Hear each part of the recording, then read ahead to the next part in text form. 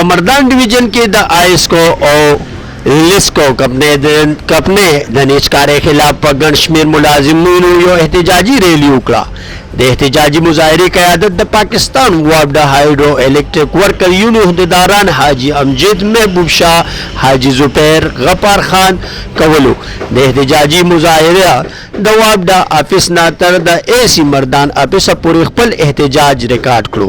ملازمینو په لاسو کې بینرې او پلیکارډ هم نیولې وې او د دوی دا وینا وه چې د منافع بخش ادارې نچکاري کول ملک او د مزدور سره سراسري زیاتی ده او د مزدورانو د شپې او ورځې د مهنت د قبله د واپډا ډیسکورډ کپنې خساره هم کم کړې ده او د ریکورۍ اهداف یې هم حاصل کړي دي. په دې موقع پاکستان واپډا هایډرو الکتریک ورکر یونین عہدیدارانو زیاته کړه چې وزیر اعظم پاکستان دی د نیچکارۍ د خرڅ په نوم د محکمو کې اصلاحات پیدا کړي چې د بجلی په غلا باندې کابو راولي او ډیم جوړ کړي او بجلی ارزانه شي.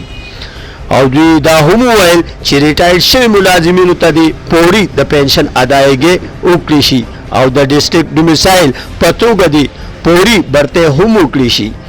په آخر کې عہدیدارانو او ملازمینو دا خبره حکومت ته څرګنده کړه که چېرې زمونږ په مطالباتو څه غور ونه کړو نو احتجاجونه به زمونږ جاري وي.